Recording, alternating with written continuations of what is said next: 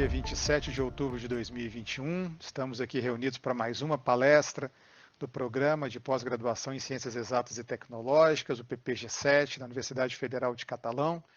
E hoje estamos recebendo a doutora Suzana Araújo Barbosa, que tem licenciatura em Física pela Universidade Estadual da Paraíba, mestrado também em Física pela Universidade Federal de Campina Grande e doutorado também em Física pela Universidade Federal do Rio Grande do Norte. A Suzana realizou estágio pós-doutorado no Núcleo de Excelência em Magnetismo e Materiais Magnéticos, o NUMAG, da Universidade Federal de Pernambuco, e é atualmente membro do Grupo de Nanoestruturas Magnéticas e Semicondutoras, GNMS, da Universidade Federal do Rio Grande do Norte. Tem como áreas de atuação física da matéria condensada, com ênfase em magnetismo e materiais magnéticos, busca contribuir na compreensão de sistemas com relevância e aplicabilidade tecnológica através da investigação de propriedades estruturais, morfológicas, magnéticas e térmicas. Suzana, de antemão já agradecemos pela sua disponibilidade de estar aqui conosco, tá, dividindo conosco aí os seus conhecimentos, e a Suzana vai ministrar uma palestra hoje para a gente intitulada Materiais Magnéticos, Propriedades e Aplicações. Suzana, antes de você começar, só gostaria de lhe perguntar como é que você gostaria da dinâmica. Você quer que o pessoal já faça as perguntas, caso existam, durante a apresentação, ao final? Como é que você se sente mais à vontade? Seu microfone está mudo. Desculpa. De repente a gente deixa para o final, porque aí retoma alguma ideia que tenha ficado, alguma coisa, acho que vale mais a pena. Perfeito. Então, Suzana, muito obrigado novamente. O palco é todo seu. Obrigada, André. Primeiramente, eu queria agradecer o convite, né? Primeiro contato foi com o Francioli, um querido, né? E depois veio o convite pelo André. E eu gostaria de dizer que eu estou imensamente feliz de estar aqui com vocês, conversando um pouco sobre essa trajetória e, enfim, o que a gente vem fazendo ultimamente em termos de magnetismo e materiais magnéticos. Eu vou compartilhar aqui. Todo mundo está me escutando bem? Porque às vezes o meu áudio não é... Às vezes ele dá bronca. Tá tudo certo. Ok, obrigada.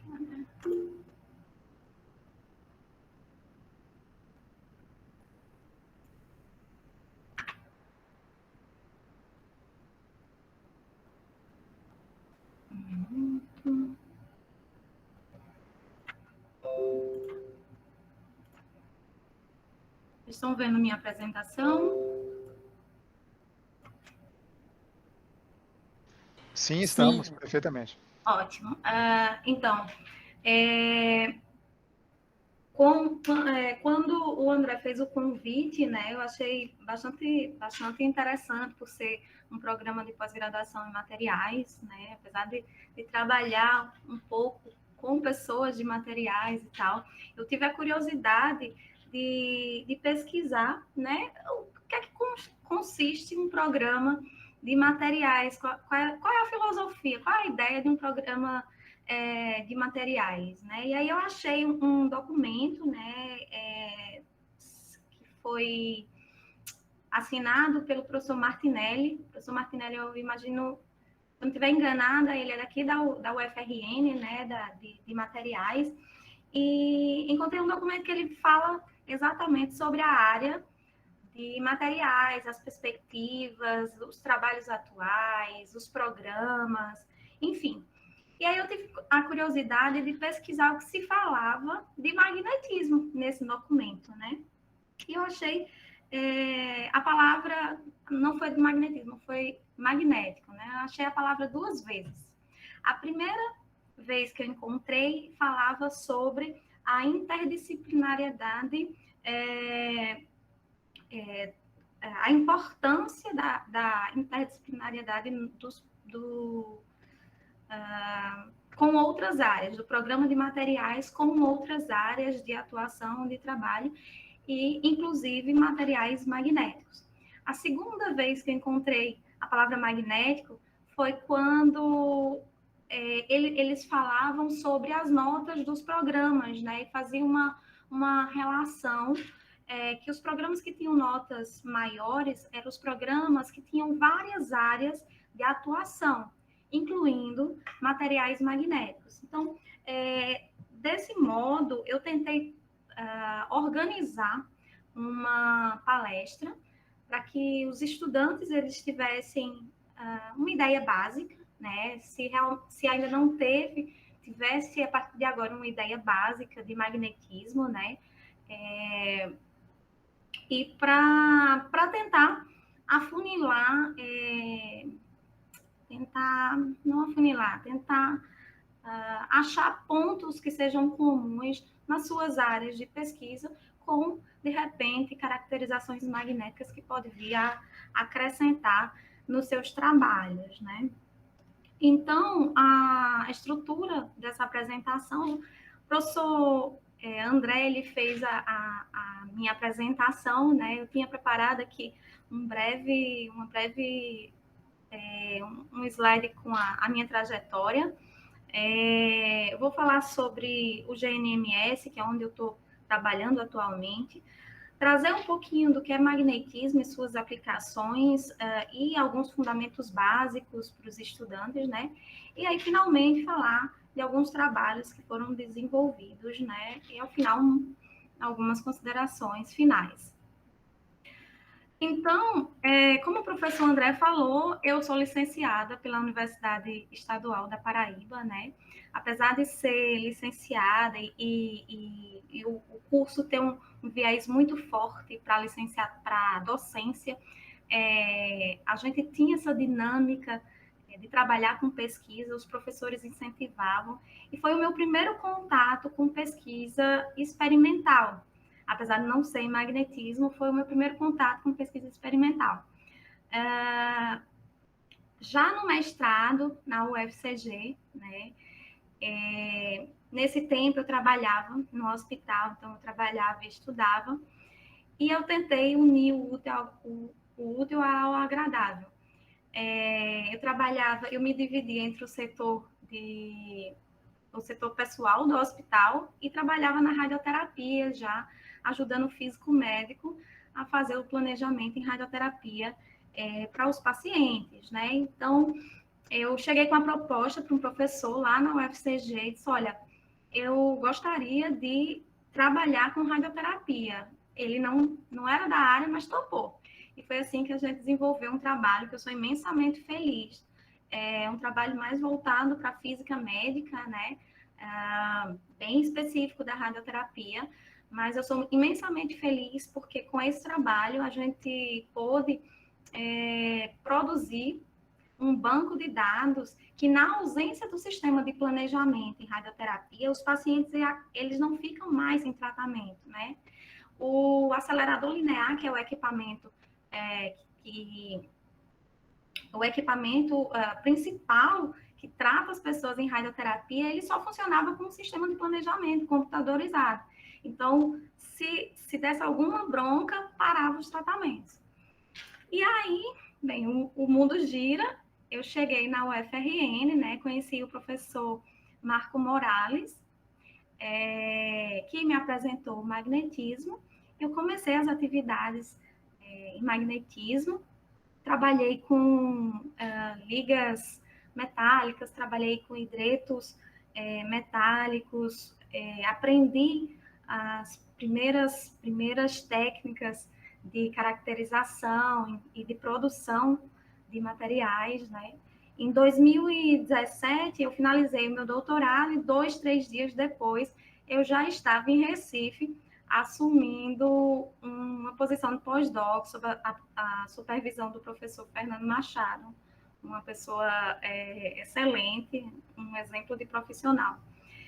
E já em Recife eu continuei trabalhando com ligas metálicas, né? Mas aí eu adquiri conhecimento em outras técnicas de produção de materiais, além de outro viés de pesquisa, com quase cristais, com perovskitas. Isso vem sendo muito importante, né, para a minha trajetória. E aí, como bom filho a casa torna, né, em 2019 eu voltei para Natal e agora eu estou de volta ao GNMS, atuando em cerâmicas, dopagens magnéticas de cerâmicas, trabalhando com sistemas. Recentemente, uma aluna defendeu sua tese com o sistema titano-hematita, né, essa foto da defesa dela, um sistema bem interessante, né? E é isso. Da graduação para cá, eu transitei em várias áreas, mas estou no magnetismo já faz alguns anos. Falando um pouquinho do GNMS, esse grupo, as atividades experimentais na UFRN, elas começaram na década de 90, né? Mas o grupo se estabeleceu de fato só em 2009. São 10 professores, eu, pós-doc, né? São 2 colaboradores, e até agora foram 25 doutores, né, formados. Nós contamos com 9 laboratórios, oficina mecânica e eletrônica, né, para dar suporte a esses laboratórios, uma criogenia para produzir nitrogênio líquido. E o GNMS, ele está vinculado ao UFRN, estamos aqui em Natal. Dentro do grupo, são 3 linhas de pesquisa, né? Materiais magnéticos nanoestruturados, magnetismo de sistemas fortemente correlacionados e a mais recente, que é a espectroscopia óptica de sistemas nanoestruturados. Então, quem tiver maior interesse nas teses, nos artigos, é possível encontrar no site. Como eu falei, nós temos alguns laboratórios, 2 laboratórios de produção de materiais, né, tanto na forma de nanopartículas como de filmes. Nós temos aqui um sputtering, temos alguns fornos, forno tubular, mufla, temos forno a arco, temos prensa. Recentemente publicamos um artigo sobre as propriedades elétricas e magnéticas de ferritas de manganês na forma de pastilhas. Então, utilizamos prensa com alguma frequência. Laboratório de caracterização estrutural, temos espectroscopia Mosbauer, Rama, FMR, caracterização elétrica e magnética em temperatura ambiente. Então, aqui a nossa criogenia, né, onde dá suporte ao nitrogênio líquido necessário para algumas medidas. Mas esses trabalhos que eu venho desenvolvendo, né, o carro-chefe, o laboratório carro-chefe, é o laboratório de altos campos e baixas temperaturas. Nele, nós temos um equipamento bastante robusto, que se chama PPMS.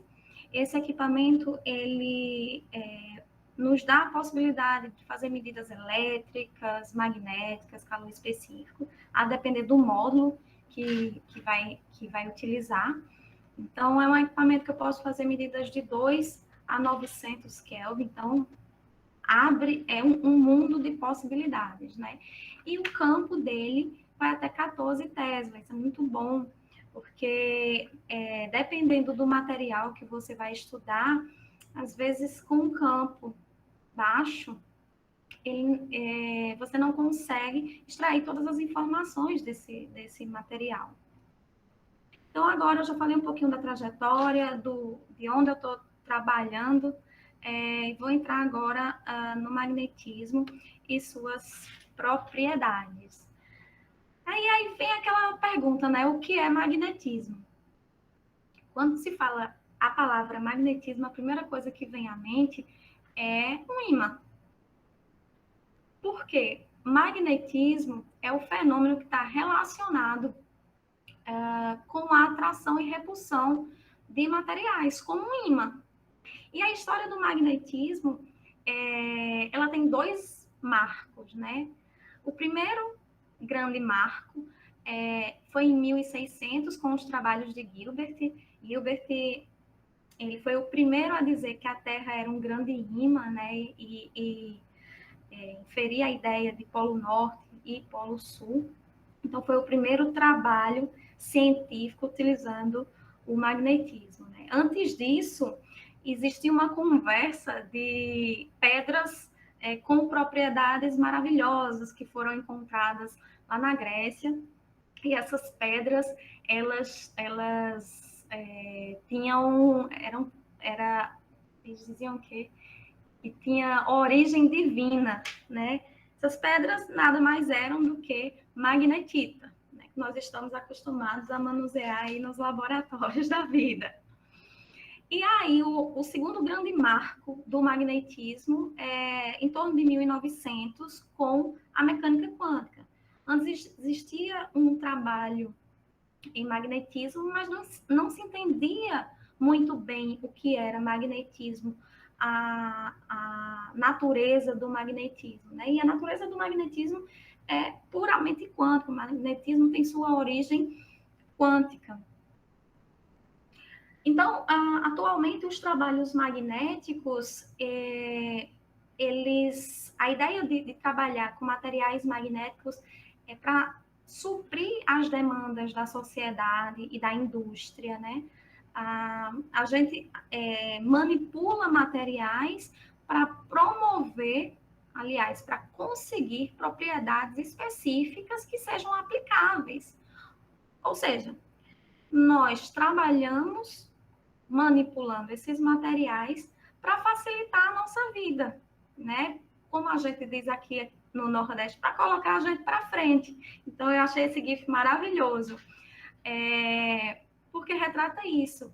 O magnetismo, ele fornece uma facilidade de vida, e seja com aplicações do dia a dia, com utensílios domésticos, né, até aplicações extremamente importantes, como uma ressonância magnética. Os motores elétricos, os transformadores também, materiais, todos são produtos de trabalhos, de pesquisas em materiais magnéticos. E o progresso, né, da sociedade está vinculada a isso. A gente não pode esquecer, por exemplo, que a tecnologia que nós temos hoje nos nossos computadores, nos nossos celulares, com a infinidade de sensores que eles têm, advém dessas pesquisas, né, desse trabalho incessante em materiais magnéticos. E, atualmente, muito se faz, né, em termos dessa manipulação de materiais, buscando propriedades específicas, mas com aplicações, um leque de aplicações diversos, né? Então, são potenciais aplicações. Porque antes de ser um produto, existe uma pesquisa por trás. Então, a ideia é essa, é trabalhar um material que seja potencialmente aplicável, por exemplo, em spintrônica, em vetorização de fármacos, em magnetohipertermia, fontes energéticas, sensores, enfim, muitas possibilidades. E aí, eu, fazendo uma busca na internet, né, eu tive curiosidade de entrar na Web of Science e ver como é que estava, em termos de publicação e de citação, algumas dessas áreas. Por exemplo, spintrônica, nos últimos... Desculpa, gente, os eixos desse gráfico não estão muito bons, não. Mas aqui é o número de publicações, né, em Y e em X, os últimos 20 anos. Veja que spintrônica é uma área que só cresce, é uma área potencialmente desenvolvida. Você consegue, como é uma área, inclusive, recente, todo mundo está trabalhando com viés de spintrônica.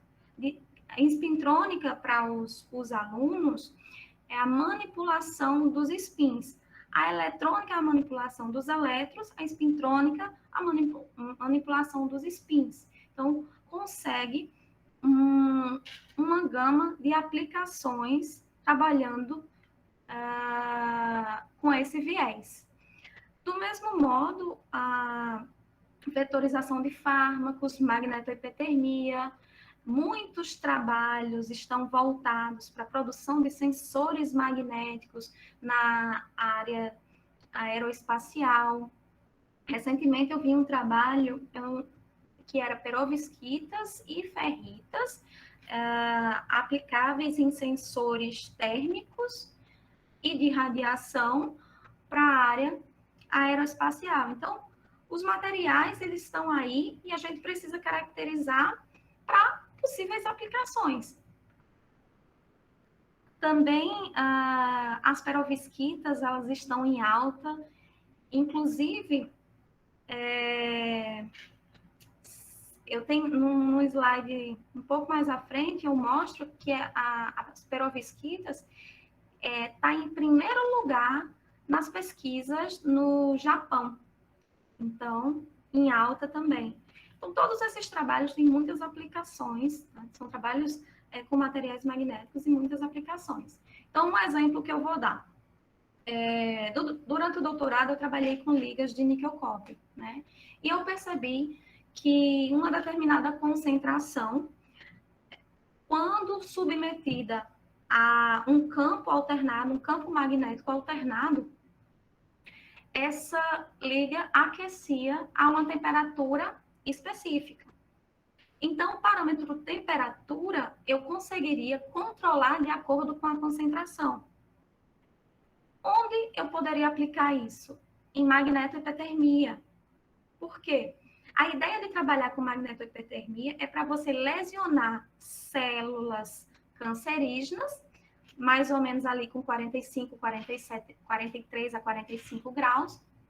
E nessa temperatura, as células boas, né, não lesionadas, sem neoplasias, elas não vão sentir, não tem problema.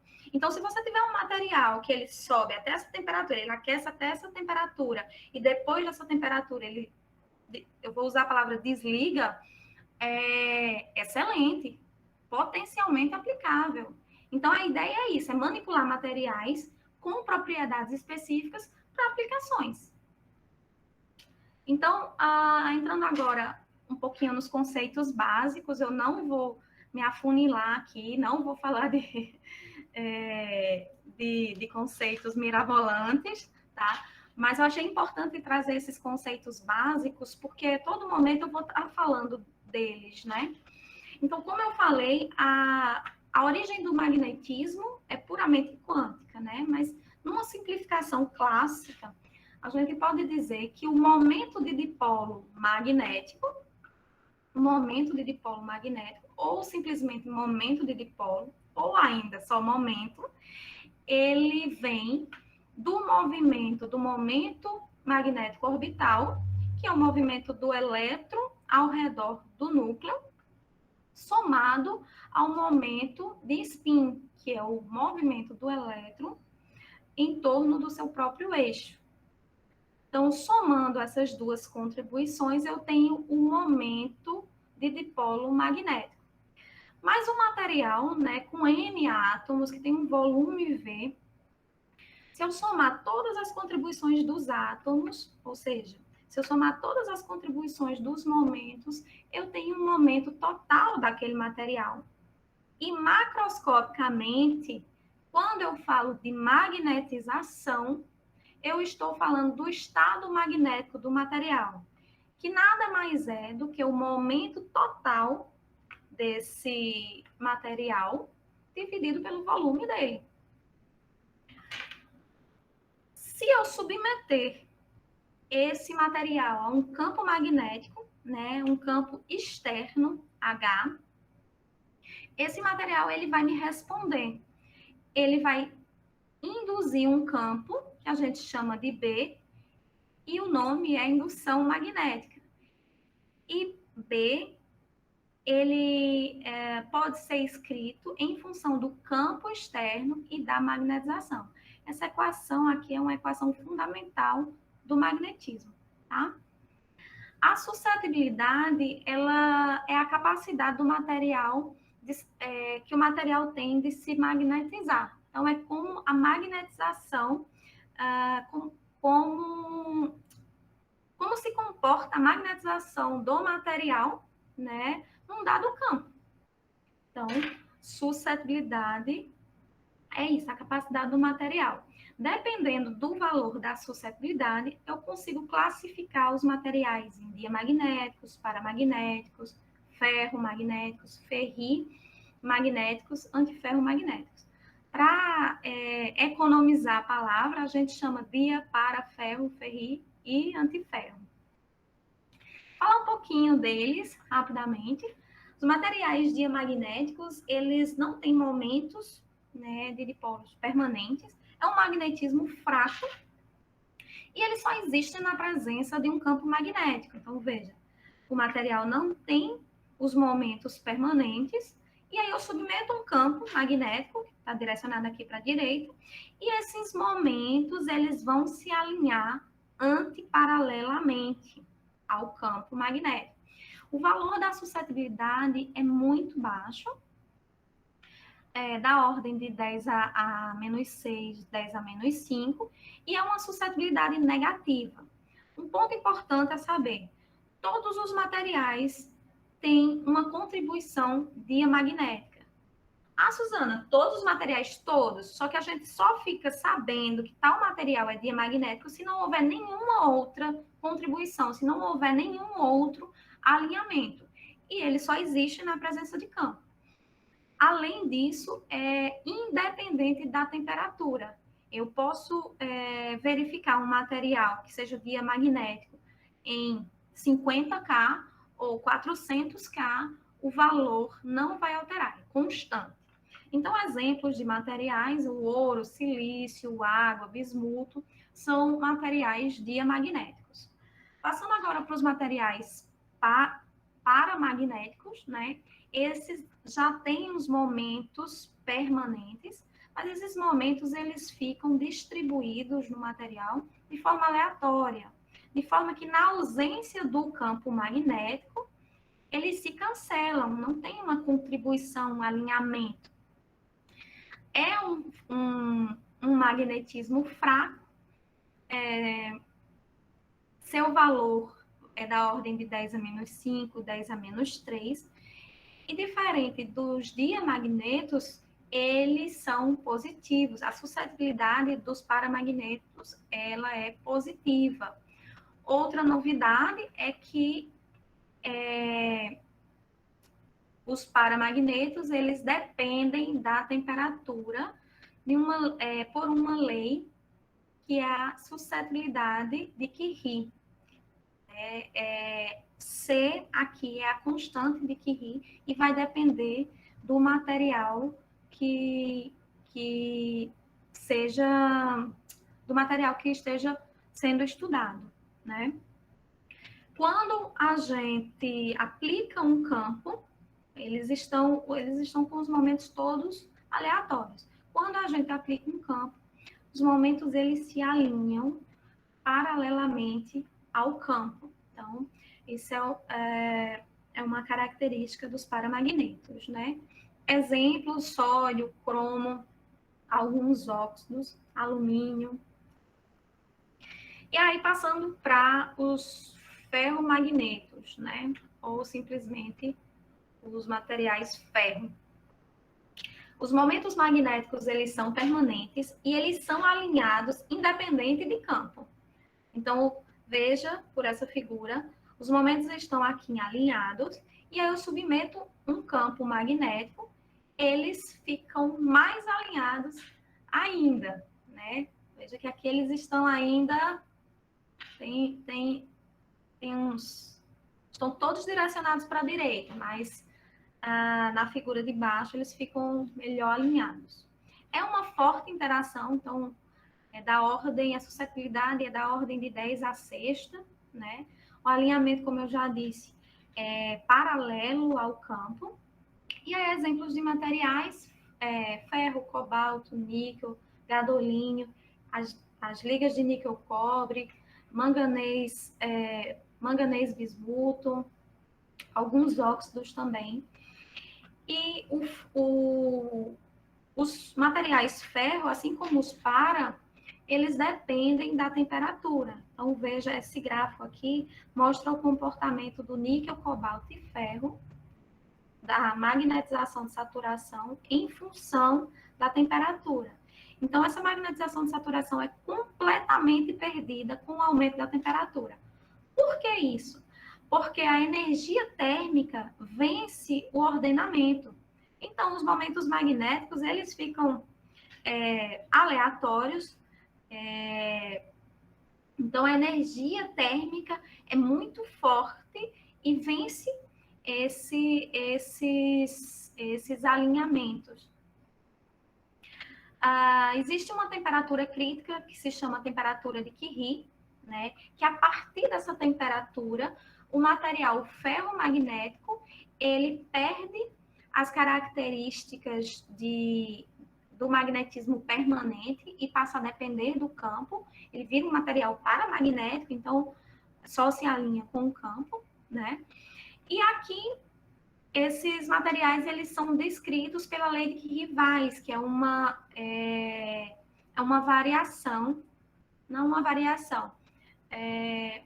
A lei de Curie-Weiss é a lei de Curie considerando as interações.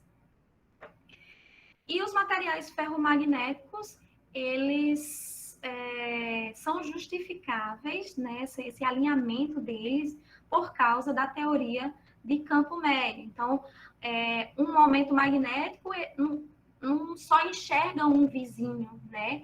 Ele recebe interação de todo o material, né? De um campo médio, se chama campo médio, interagindo nesse momento.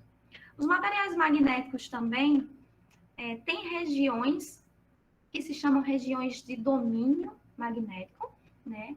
E esses domínios magnéticos,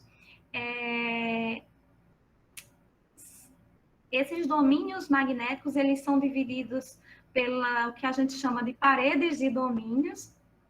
E aí tem uma grande importância para as medidas atuais, né, de magnetização em função, para justificar essas medidas, da magnetização em função do campo. Por quê?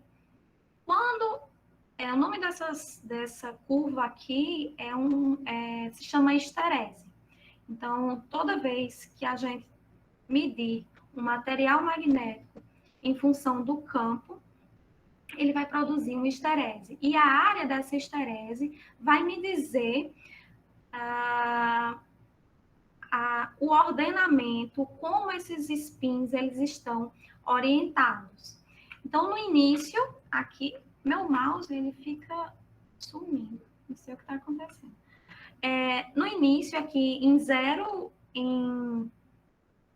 o material desmagnetizado, né, que magnetização é igual a zero e zero o campo. Quando você passa a aplicar um campo, esses momentos, eles vão se alinhando.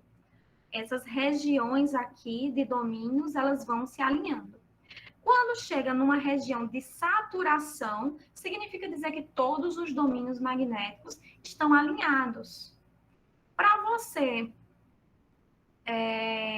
se você aplica um campo no sentido contrário, quando você chega em zero campo, esse material tem uma magnetização remanente. Por quê?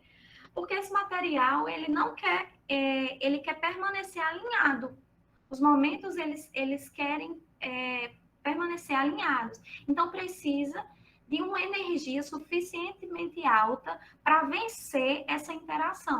Por isso, em zero campo, os momentos ainda estão alinhados. Para a magnetização C0, você tem que aplicar um campo contrário ao que tinha. E esse ciclo, né, se chama esterese. Os materiais ferri, eles têm uma magnetização permanente, né? Os melhores exemplos de materiais ferri são as ferritas. O seu alinhamento, independente do campo, é antiparalelo. É antiparalelo, mas não se cancela, porque é como se os momentos, eles tivessem intensidades distintas. Então, existe um momento magnético líquido. A suscetibilidade também é positiva, E essa suscetibilidade, ela depende da temperatura. Então, aqui está a configuração da magnetita, né? Onde os momentos que estão dos íons, que estão distribuídos nos sítios tetraédricos e octaédricos, eles não se cancelam completamente, por isso há um sinal. Os materiais antiferro, eles têm, diferente dos ferri, que tem um momento líquido, em campo zero, eles se cancelam, têm um ordenamento antiparalelos e eles se cancelam. Então, exemplos de materiais antiferro são alguns óxidos, manganês, cobalto, níquel.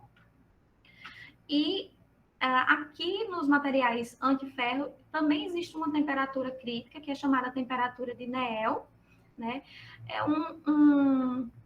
É importante ressaltar que até 1900, né, que quando a mecânica quântica estava se estabelecendo ali, a teoria do ferromagnetismo, ela se estabeleceu poucos anos depois, né? Mas veja que a teoria do ferri e do antiferro elas demoraram alguns anos. Então, até aí, o pessoal trabalhava tudo como ferro. Nesse slide tem um resumo do comportamento da dependência, né, da suscetibilidade com a temperatura para esses materiais. Veja que os materiais diamagnéticos, eles são independentes da temperatura. Materiais antiferro e ferro, para altas temperaturas, eles se comportam iguais, mas para temperaturas mais baixas, não. Isso aqui é extremamente importante para a análise dos nossos materiais. Então, passando agora para falar um pouquinho, né, dos trabalhos que a gente vem desenvolvendo. Então, nessa jornada aí, como eu falei, trabalhei já com ligas metálicas, com níquel, com aplicações de magnetohipertermia, hidretos metálicos, com aplicações energéticas, né? Existem pilhas de hidreto de níquel. Semicondutores magnéticos diluídos, eles são materiais extremamente interessantes, porque contam com as propriedades ópticas dos semicondutores e as propriedades magnéticas dos materiais magnéticos. Então, é bem interessante para espintrônica, sensores. Durante o doutorado, eu trabalhei com polímero orgânico, né? Eu trabalhei muito com sol gel, com quitosana. Há trabalhos com quase cristais dopados com terras raras, sistemas multiferróicos. Atualmente, a gente vem trabalhando com cerâmicas magnéticas dopadas. E aí eu escolhi 2 trabalhos, né, para falar um pouquinho. Esses 2 trabalhos já foram publicados. O primeiro é um trabalho com quase cristais, onde o objetivo era estudar as propriedades magnéticas em baixas temperaturas de fitas quase cristalinas, né? E o segundo trabalho é um trabalho que contempla dupla perovskitas com terras raras também.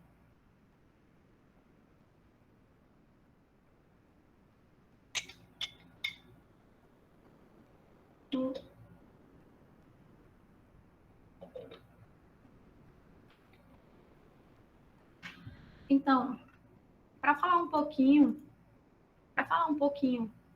sobre quase cristais, é mais interessante falar antes o que são os cristais, né? Os cristais, eles têm uma estrutura periódica, né? As células unitárias, elas se repetem nas 3 dimensões, então os padrões, eles são idênticos, muito bem definidos, né? E os quase cristais, não, eles perdem essa periodicidade. A célula unitária, ela é circundada por padrões distintos, né? Então, quando começou a se estudar com os quase cristais foi... A academia não aceitava muito, não. Isso foi na década de 80, no início de 80. Eu estou esquecendo o nome do autor do primeiro trabalho. Enfim, é um israelense, né? Ele mesmo nem acreditava na falta de periodicidade daquele material. Então, fez vários testes para analisar o comportamento, né? E, de fato, não tinha periodicidade. Então, isso aí foi, acho que em 82, e ele veio receber o prêmio Nobel pelos quase cristais, pela descoberta dos quase cristais, em 2011. Então, demorou muito até as pessoas, até os pesquisadores, de fato, acreditarem nos quase cristais, né? Mas por que trabalhar com esses quase cristais? Quais são as aplicações desses quase cristais? Quando eu comecei a montar essa apresentação, li que uma empresa sueca ela tinha patenteado um tipo de aço inoxidável, né, para lâminas de barbear e agulhas para cirurgias, de materiais quase cristalinos. Então, são materiais termoelétricos, ou seja, você pode transformar o calor em eletricidade, né? Tem uma busca bem incessante para encontrar um material ótimo para as superfícies das panelas, das frigideiras e substituir aí o Teflon, porque esse material ele tem característica antiaderente também. E são isolantes térmicos. Também vi uma foto na internet que mostra, né, uma proteção para um motor de material quase cristalino. Tá, mas por que trabalhar? Qual é a motivação de trabalhar com quase cristais com terras raras? Então, a literatura mostra que existem muitos materiais quase cristalinos que são antiferromagnéticos. E pouco se fala sobre fases ferromagnéticas. Então, a nossa ideia foi, vamos ver se a gente induz um ferromagnetismo, um ordenamento ferromagnético nesses materiais. Além disso,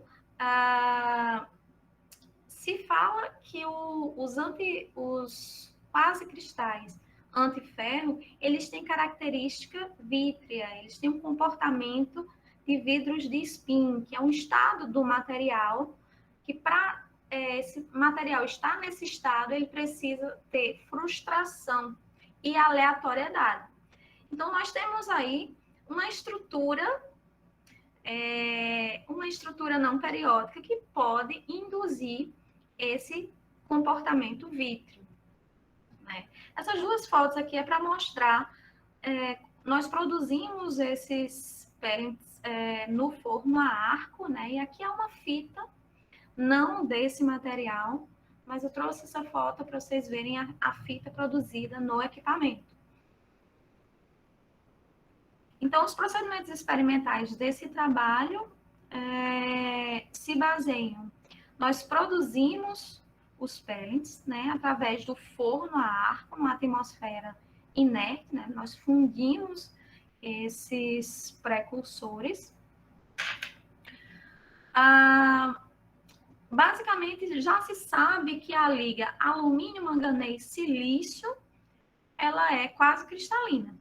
Então, a nossa ideia foi adicionar um íon, né, e ver como se comportava esse material frente a essa mudança dos íons. Então, esse equipamento é um melt spinning, né, é aqui que a gente produz essas fitas, e consiste no seguinte: nós pegamos essa bolota, né, que pellets é pelota, né, e eu chamo bolota. Nós pegamos essa bolota, colocamos num cadinho de quartzo, certo?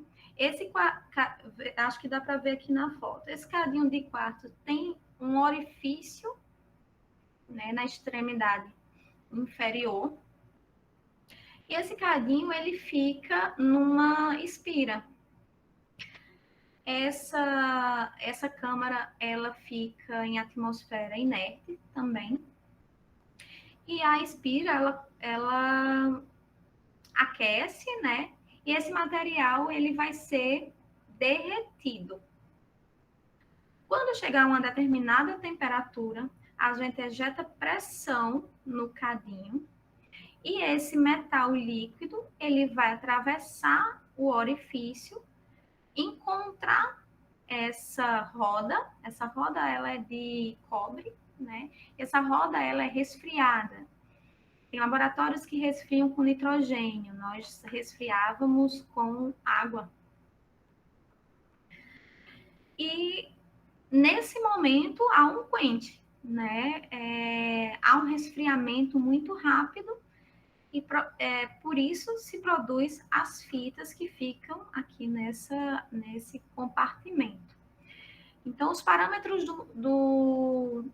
utilizados, né? Velocidade de 2000 RPM, a pressão é de 30 PSI, a temperatura que ejeta a pressão é um pouco acima de 1000 Kelvin.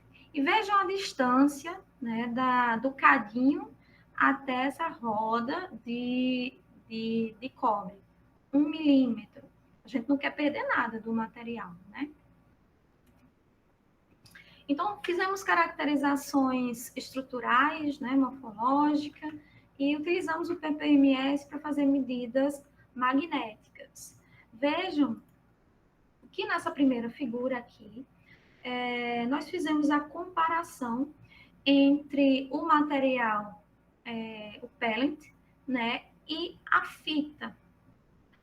O preto é o pellet, onde vocês podem perceber as fases alumínio puro e alumínio manganês. Já as fitas, vocês veem a fase cristalina, a fase quase cristalina, que estão aqui mostradas com essas barras verticais. Nós fizemos um zoom aqui na região entre 62 e 77, para mostrar que antes tinha-se muito bem definida a fase alumínio, manganês e alumínio. Posteriormente, a gente tem a fase quase cristalina. Aqui também, 42, 43. Então, os pellets nada mais são do que uma solução sólida, né, com fases de alumínio e alumínio manganês. Quando a gente adiciona quando a gente compara, né, as fitas com cromo, ítrio, samário e neodímio, nós percebemos que essa substituição ela favorece a formação da fase quase cristalina, né? Isso nós acreditamos que está relacionado com o tamanho, né, o raio iônico desse íon. Então, as imagens de microscopia mostraram estruturas pentagonais, estruturas tipo flores, tipo corais, que são estruturas, são imagens características desse tipo de ligas. Passando agora para o magnetismo, né? Como eu disse, o objetivo de se estudar essas fitas quase cristalinas era entender a influência desses íons, né? Como as propriedades magnéticas mudavam com a presença desses íons. Então, nós fizemos medida de suscetibilidade em função da temperatura né? E em torno de 50K, nós percebemos que 3 das 4 curvas tinham um comportamento de aumentar a suscetibilidade para temperaturas mais altas. Esse comportamento é um comportamento típico antiferro. Então, guardamos essa informação. Mas verificamos também que o valor, né, da suscetibilidade em baixas temperaturas para a amostra que contém samário e neodímio são valores altos. Então, isso faz a gente levantar a orelha. Opa, a gente tem que estudar em baixa temperatura.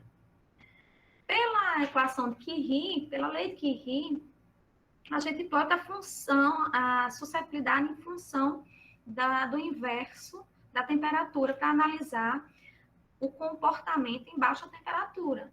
Só que esse comportamento foi impossível de se analisar. Então, o que é que nós fizemos?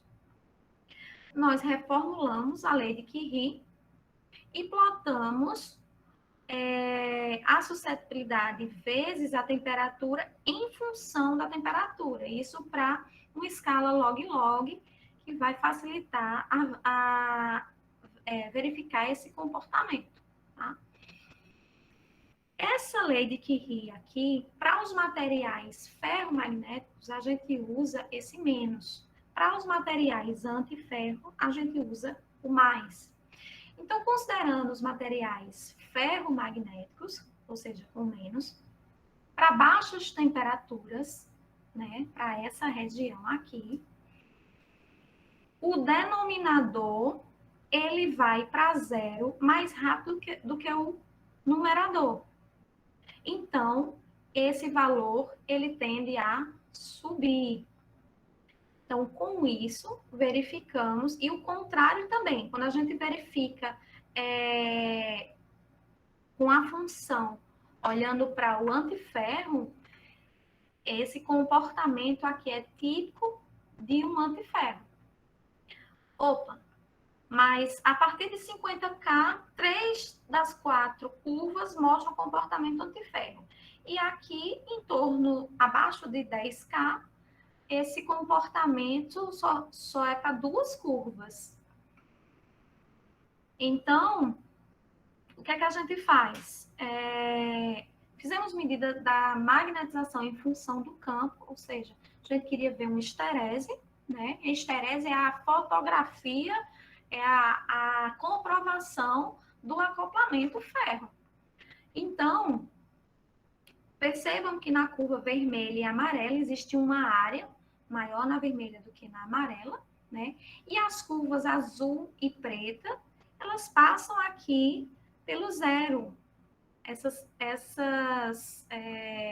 estereses, elas não se abrem. Então, isso confirma o acoplamento ferro do samário e neodímio em baixa temperatura. Nós utilizamos a magnetização a campo máximo, né, o máximo de campo que a gente pega esses valores, né, e plotamos em função do momento efetivo, né, tanto a magnetização a campo máximo quanto a magnetização remanente. E percebam que o comportamento, a tendência da magnetização a campo máximo e da magnetização remanente é a mesma. Isso implica dizer que com o aumento do momento efetivo, né, nós temos valores maiores dessa magnetização a campo máximo e remanente. Isso quer dizer que o alinhamento, né, o acoplamento ferro é maior. Mas se em uma dada região do material tem um comportamento antiferro e em outra tem um comportamento ferro, isso sugere que pode haver alguma frustração, né? Então, fizemos medidas de ZFC-FC. Essas medidas, elas consistem em quê? São protocolos distintos para verificar o comportamento do material em função da temperatura. Mas o que é que acontece? Quando a gente vai fazer medidas de ZFC, nós resfriamos o material na ausência de campo magnético e vamos aumentar a temperatura aplicando um campo. A FC, que é a Field Cooling, nós vamos baixar a temperatura, resfriar esse material, né, na presença de campo, e subir a temperatura medindo com o campo. Então, as curvas FC, elas têm características distintas, né? A curva FC, ela tem uma energia dada, uma energiazinha dada pelo campo, né? E essa energia, você verifica esse comportamento dessa energia, né? Que é diferente do comportamento da ZFC. Esses cruzamentos aqui, eu queria pedir desculpa porque essa legenda aqui não está certa. Os cruzamentos das curvas, eles estão relacionados com a anisotropia local, para as curvas de ZFC, que elas se bloqueiam com a temperatura, né, aleatoriamente, ou seja, a anisotropia local define o comportamento da ZFC, e a energiazinha define o comportamento da FC. Então, esse cruzamento aqui tem a ver com essa relação entre a anisotropia local e energiazinha. Mas o que é que chama atenção nessas curvas? É um sinal negativo na magnetização. E esse sinal negativo, a gente vem percebendo que alguns materiais em baixas temperaturas, esses materiais que contêm terras raras, há um ordenamento específico em baixas temperaturas, forte o suficiente para vencer o campo. Por isso o sinal negativo. Então, esse ordenamento, ele vem da terra rara. É um ordenamento ferromagnético, é um material antiferro, e em baixa temperatura tem um ordenamento ferro advindo dessas terras raras. Isso aqui é para a amostra de neodímio, que contém neodímio. Para a amostra de samário, a gente não viu comportamento semelhante. Para analisar a dinâmica do material, né, nós fazemos medidas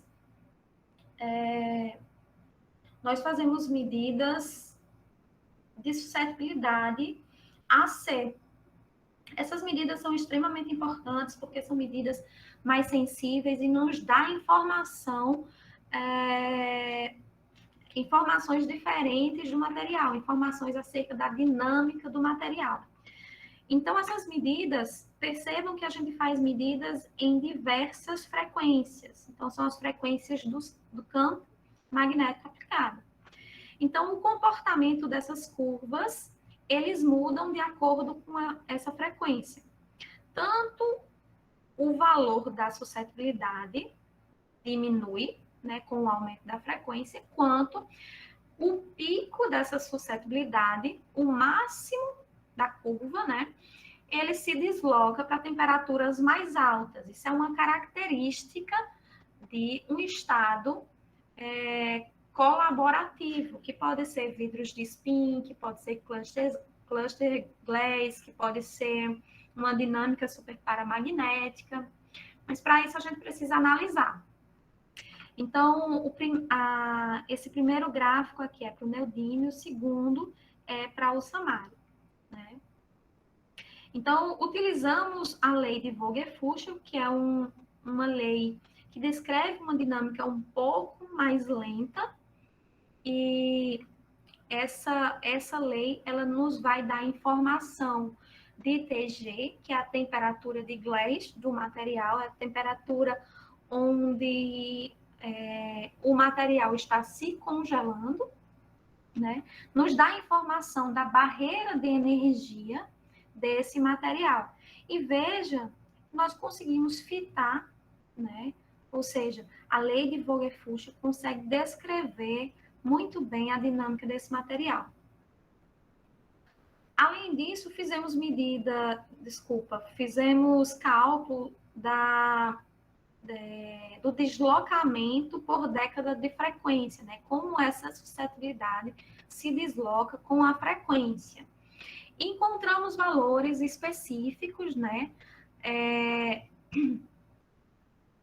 de 0,022 para o neodímio, para a amostra que contém neodímio, 0,097. O primeiro mostra uma dinâmica colaborativa, uma dinâmica que pode ser cluster glass, e o segundo já mostra uma dinâmica um pouco mais lenta do que a primeira, né? E para amarrar, finalizar esse trabalho aqui, é importante ressaltar que essas interações, né, magnéticas dessas ligas alumínio, manganês, silício, samário, alumínio, manganês, silício, neodímio, elas são bem complexas em baixas temperaturas, né? A fase vidros de spin foi observada, né?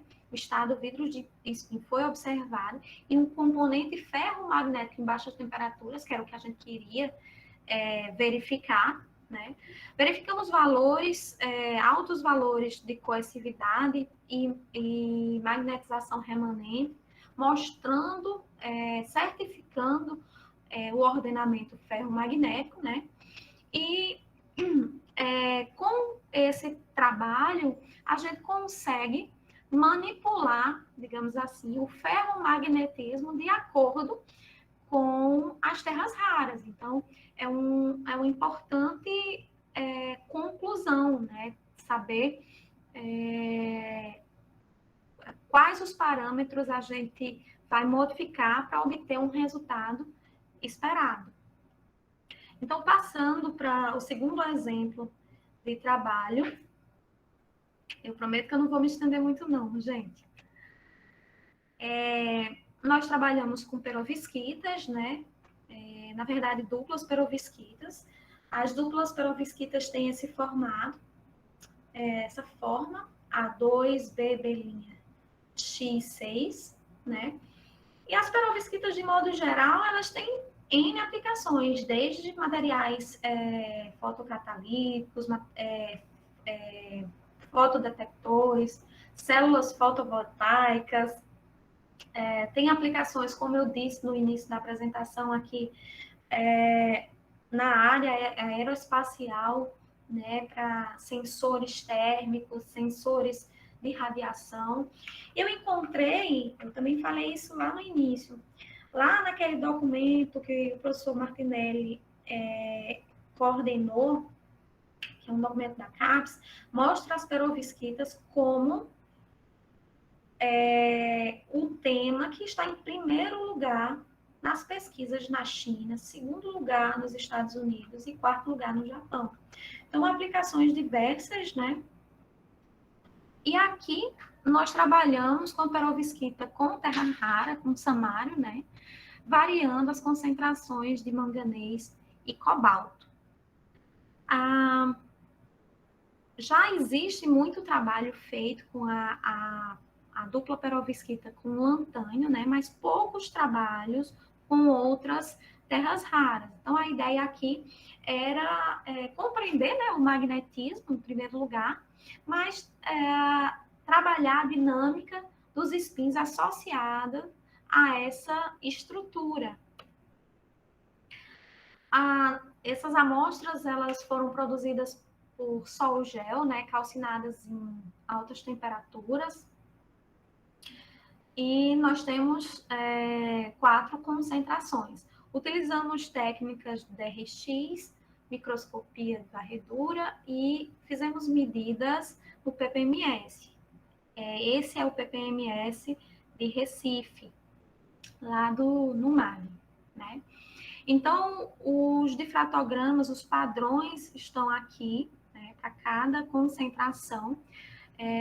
Encontramos um Q quadrado próximo a 1, tem um ou outro um pouquinho mais alto, mas eles são próximos a 1. Temos um tamanho de cristalito que vai de mais ou menos 65 a 64. As imagens mostram partículas agregadas existe uma boa distribuição de partículas, mas elas são agregadas. Nós também fizemos medidas de difração de raio-x variando a temperatura. Qual era a ideia? A dupla perovskita que contém lantânio mostra uma transição estrutural em torno de 400, 450 Kelvin. Então, nós queríamos ver se essa mostrava uma transição parecida, né? Uma transição, a estrutura, ela deixa de ser ortorrômbica e passa a ser romboédrica. Mas a gente não viu isso, viu um deslocamento desses picos, né? Que é de se esperar devido à expansão térmica. Então, os parâmetros estruturais, os parâmetros de rede, mostraram esses valores aumentaram, né, com a concentração de cobalto, e era de se esperar, já que o raio iônico, né, do cobalto é maior.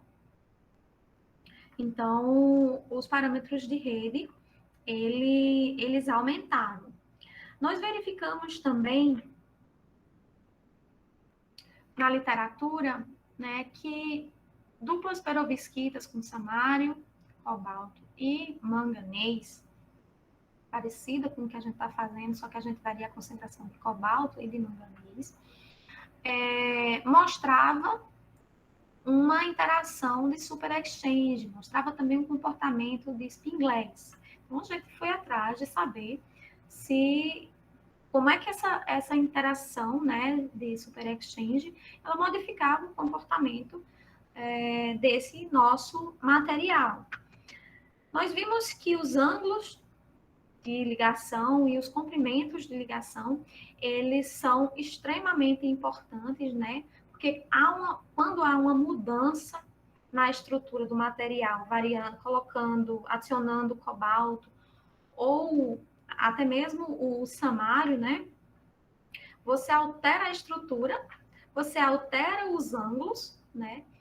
Então, você promove uma maior interação do super exchange e você consegue mudar o magnetismo do teu material, né? Então, por um lado, nós temos um raio iônico do samário menor do que o do lantânio. Então, a estrutura já ia modificar de todo jeito por causa disso. Não é igual a da dupla perovskita de lantânio. E, como nós utilizamos metais de transição, eles induzem desordem no material. As curvas FC apresentaram comportamento, as FC apresentaram comportamento de aumento do sinal magnético, né, para baixas temperaturas, enquanto o ZFC mostra que abaixo da temperatura de Curie, que é exatamente nesse ponto aqui, há um máximo. Esse máximo é conhecido como efeito Hodgson. O que seria isso? É um efeito que depende da constante magnetocristalina. Essa constante magnetocristalina ela é perdida antes da magnetização de saturação. Como isso vai a zero, muito mais rápido, o valor da magnetização sobe. Então, por isso, nós temos esse máximo. Além disso, nas curvas FC, nós também temos um sinal negativo na magnetização. É mais uma assinatura desse ordenamento específico em baixas temperaturas das terras raras. No primeiro trabalho, a gente verificou isso, nesse trabalho também. Então, pode estar relacionado, alguns trabalhos apontam que está relacionado com a interação de Zalozhsky, sempre erra essa palavra, de Zalozhsky-Moria. Então, a partir da temperatura de Curie, nós observamos o material, fizemos um ajuste do material para altas temperaturas. Por quê? Porque a suscetibilidade de Curie, ela é voltada para a parte paramagnética do material. Então, é após a temperatura de Curie. Com isso, né? Além da lei de Curie, nós adicionamos aqui um componente independente da temperatura, é um componente diamagnético, né? Nós queríamos saber o valor também dessa componente diamagnética. Então, sabendo que a constante de Curie ela é dada por tudo isso aqui, onde μ efetivo é o momento efetivo do material, nós estimamos esse valor, né? Encontramos esse valor e comparamos com os valores teóricos, né? E vimos pequena variação dos momentos magnéticos. Além disso, pela relação de Goodenough, inclusive ele foi Nobel de Química de 2019, né? Ele é um físico e ele ganhou o prêmio Nobel de Química. Então, pela relação de Goodenough, nós encontramos valores para o parâmetro de super exchange, né, pela média dos ângulos de ligação e dos comprimentos de ligação. Então, esse comportamento de J, esse comportamento da interação do super exchange, ele se relaciona muito bem, veja, de forma linear com a temperatura de Curie. Então, a gente consegue inferir que essas interações de super exchange, elas estão variando a magnetização, a suscetibilidade e a temperatura de Curie.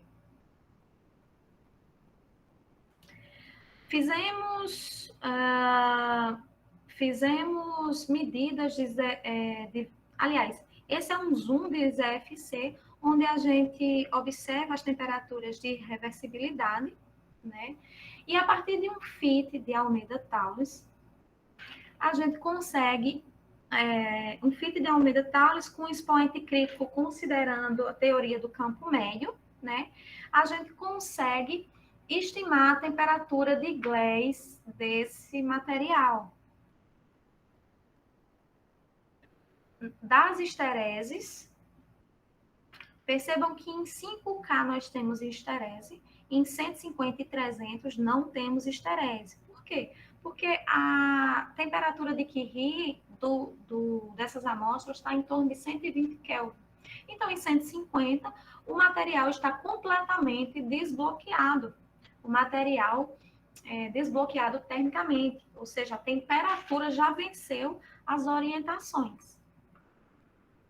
E a magnetização, ela segue a tendência também da interação de super exchange. Veja que o valor da magnetização, ela sobe com o aumento do cobalto. Esse comportamento aqui, que parece uma área nessa região de altos campos, ela está relacionada com a reversão dos momentos magnéticos na superfície dos grãos. E olhando para uma dinâmica do material, uma análise dinâmica do material, né, fizemos medidas com frequências de 30 a 10 kHz.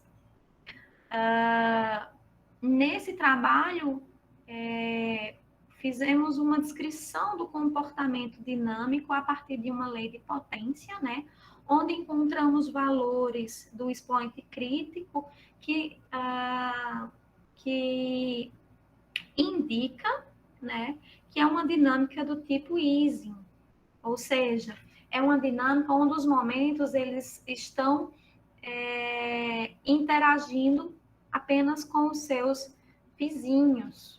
Não é uma dinâmica colaborativa, né, como a teoria do campo médio. Os valores encontrados para a década de frequência indica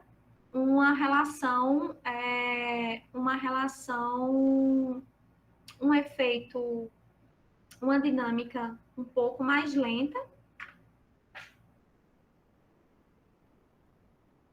Deixa eu ver se tem mais alguma coisa. Acho que é isso. Então, a dinâmica desse material é uma dinâmica um pouco mais lenta, né? Uma dinâmica do tipo easing. Então, para fechar a ideia desse material, nós verificamos que com o aumento do parâmetro de Rayleigh, da magnetização, da suscetibilidade, da temperatura de Curie, aliás, esses parâmetros eles estão relacionados com a interação de super-exchange. O momento efetivo desse material ele foi encontrado, era o que era esperado, né? Comparando com o teórico. Conseguimos estimar a temperatura de Glass pela descrição de Almeida Townes e a dinâmica do material é do tipo easy. Então, para fechar, né, eu falei um pouquinho da minha trajetória, falei um pouquinho de onde eu estou trabalhando atualmente, tentei trazer conceitos básicos para os estudantes, né, para começar a se familiarizar com o magnetismo, se ainda não estiver, né? Mas eu queria deixar a ideia, né, plantada que caracterizações magnéticas elas podem expandir as possibilidades, expandir as aplicabilidades, né? Existem muitas áreas emergentes do magnetismo que estão em ascensão. Às vezes a gente olha para um material focando numa área ou numa aplicação, de repente aquele material é maravilhoso para outra aplicação. Basta você expandir o horizonte de possibilidade, de caracterizações, né? Também acho importante dizer que não precisa de um laboratório 100% equipado para desenvolver trabalhos com magnetismo. Inclusive, os laboratórios que são bastante equipados ainda não dão conta, né? Então, o mais importante são as colaborações, são os trabalhos com os parceiros. Por exemplo, aqui às vezes a gente entra em contato com o pessoal de Recife quando precisa de uma medida específica que não tem aqui, ou Mossoró, ou Paraíba. E é isso. Assim, com colaborações, a gente consegue desenvolver os trabalhos em materiais magnéticos. Então, gente, eu vou fechar aqui. Aliás, vou minimizar. Caso vocês tenham perguntas. Suzana, desculpa, muito obrigado pela apresentação, foi fantástico, tá? Já tem pessoas aí te parabenizando. Eu fiquei muito feliz de ver a aplicação dos estudos do Dan Shetman. O professor Dan tive a oportunidade de conhecer, que foi a pessoa que introduziu aí os quasicristais, tá? Pessoal, então estamos abertos agora a perguntas para a Suzana. Fiquem à vontade de endereçar as perguntas para a mesma. Se puderem abrir o microfone, a câmera, fazerem suas perguntas. Suzana, estamos aqui também com o professor Petros, tá? Que também é responsável por essa disciplina, físico como você. Estou vendo aqui ele também no meio aqui das pessoas aqui que estão te ouvindo, tá? Então, pessoal, fiquem à vontade para fazer suas perguntas.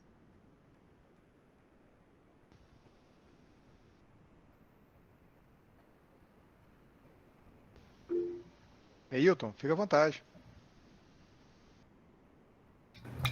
Boa noite, Suzana. Parabéns pela apresentação. Desculpa, a câmera não tá, minha câmera não está habilitada agora, viu, André? Tranquilo. Eu queria fazer uma pergunta. Eu estava vendo você falar dos exemplos de aplicação, eu estava fazendo algumas anotações aqui, e me veio uma pergunta sobre o seguinte aspecto, Suzana. Quando eu estou fazendo essa caracterização desses materiais magnéticos para aplicação, o campo magnético induzido que ele absorve, que ele gera, isso implica na aplicação do produto final, essas variáveis, do quanto ele vai sofrer esse rearranjo, implica nas aplicações desses materiais, por exemplo, pegando a questão da perovskita para células fotovoltaicas, para outros tipos de aplicação, há variações do campo nesse sentido, do arranjo magnético? Sim, Depende. Bem, tem trabalhos, né? Tem linhas de trabalho com foco em, digamos, na melhoria do ímã, na melhoria do material magnético, materiais que tenham a esterese muito larga, né? Uma área de esterese muito grande, significa um aprimoramento desse material em termos magnéticos. Vou usar assim, ele é muito magnético. Então, tem aplicações específicas, né? A liga neodímio ferro-boros tem um produto BH, que é a indução pelo campo, altíssimo. Materiais como esse têm aplicações. Eu assisti um trabalho há algum tempo atrás de um pessoal que estava criando, é o pessoal da engenharia, que estava criando uma adega magnética.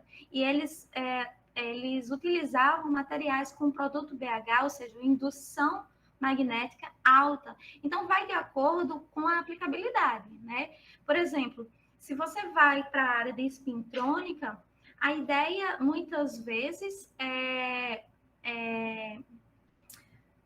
ter camadas diferentes, de diferentes materiais, ferro, antiferro ou não magnético, para induzir, para manipular os momentos magnéticos.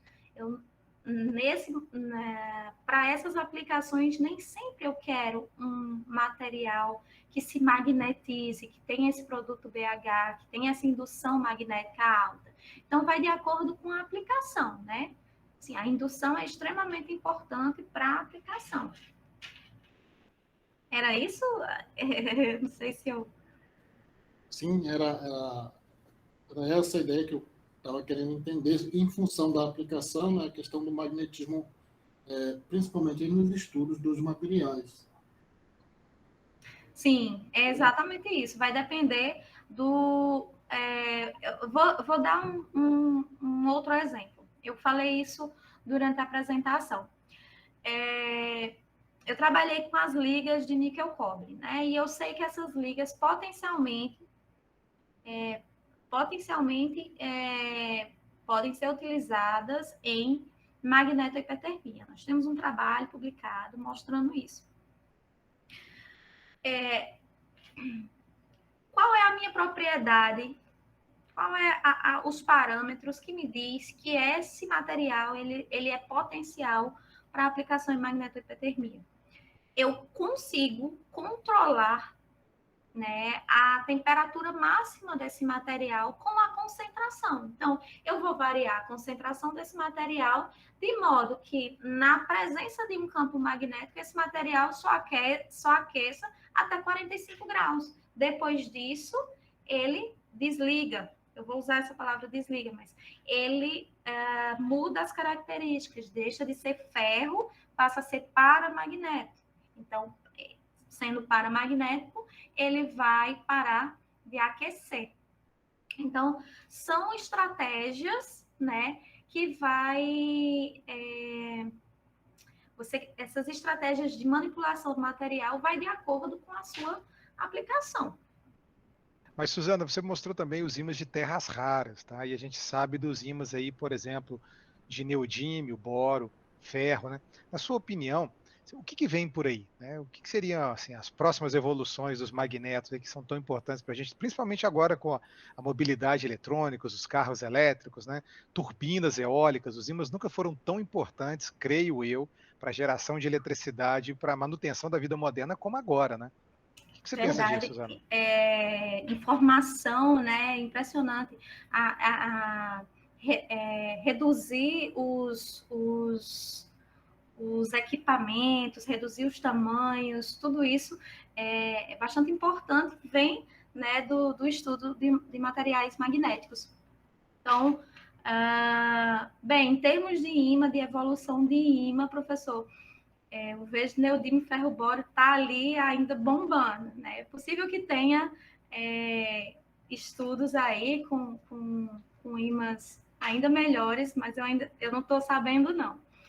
Mas a evolução do magnetismo, eu acho que agora eles têm um viés maior, né, para informação, para o desenvolvimento. Os computadores aí estão com tudo, informação quântica, computadores excelentes. Acho que é isso, a informação está também, eu estava lendo, eu escrevi um projeto, eu estava lendo várias coisas aeroespaciais, porque eu escrevi um projeto recente na área, e aí estava vendo que tem comunicação também, materiais magnéticos na comunicação aeroespacial, também com alguns sensores, enfim, sempre voltado para a área de sensores, de facilitar a nossa vida, né? Perfeito, Suzana.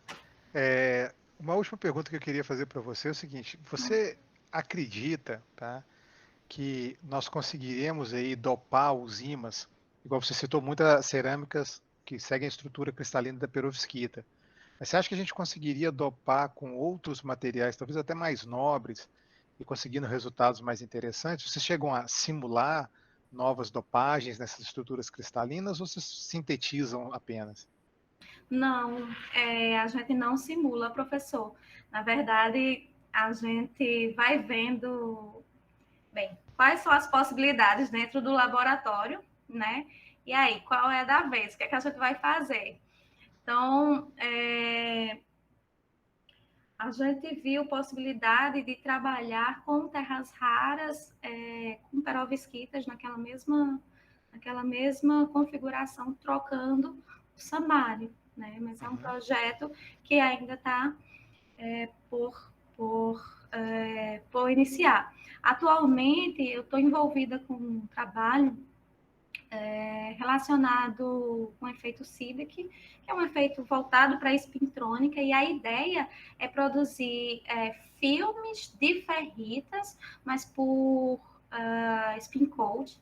Então, a gente brinca aí com a produção, né, e as possíveis aplicações, porque é importante, inclusive, que tem muitos estudantes aqui, é importante saber que os produtos que a gente tem aí na nossa vida, no nosso dia a dia, os produtos que têm os materiais magnéticos, eles advêm de uma pesquisa, né, que deu um fruto. Mas tem pesquisas que a gente vai se testando e a partir daquela vai evoluindo. Então, muita coisa a gente... um exemplo muito bom disso, né? É quando foi descoberto o efeito de magnetoresistência gigante, né? E ele estava estudando aquele efeito que ele não sabia e publicou um trabalho, e aí depois viu que era aplicável nos computadores, né? Na redução do tamanho dos computadores. Então, assim, às vezes a gente foca, né, em uma aplicação e de repente nem é para aquilo.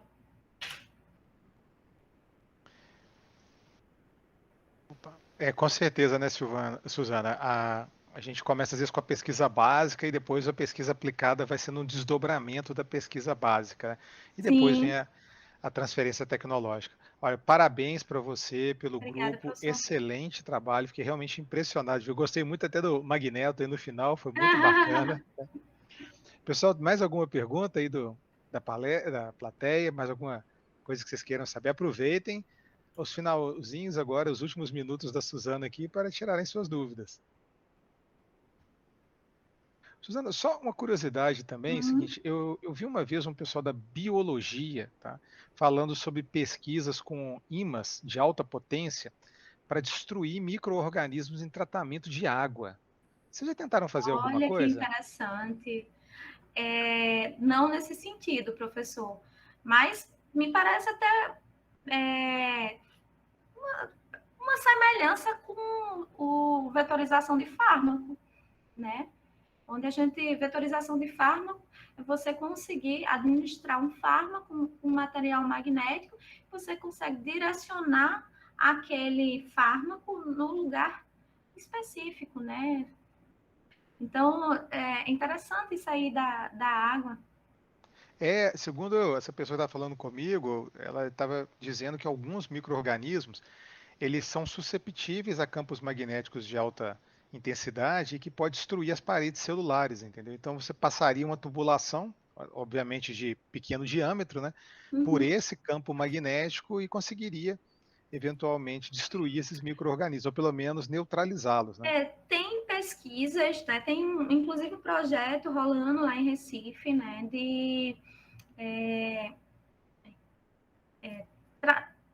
trabalhar com as incrustações no petróleo, porque uma das coisas que eles têm muito problema, né, é na tubulação, na retirada do petróleo, há muitas incrustações, e eles gastam muito dinheiro com isso.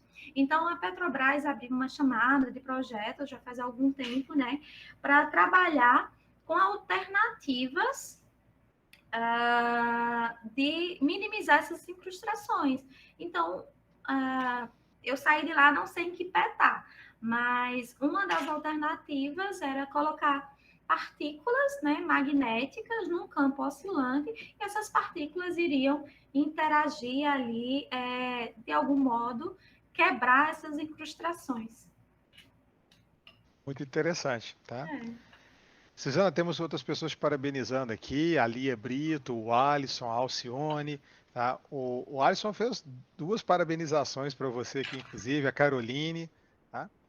Então, pessoal, estamos chegando perto do nosso teto, não havendo mais perguntas, nós agradecemos novamente a Suzana. Suzana, Obrigada, a professor. universidade aqui, o nosso curso está de portas abertas para te receber a hora que você quiser, Obrigada. volte mais vezes aqui com Que as suas bom. palestras, tá bom? Sucesso no seu trabalho com material magnético. Obrigada, professor. Boa noite, gente. Obrigada pela participação. Estou aqui, é só chamar. Tá certo. Muito obrigado, pessoal, a todos que estão nos vendo aí no YouTube também. Uma boa noite. Valeu, tchau, tchau.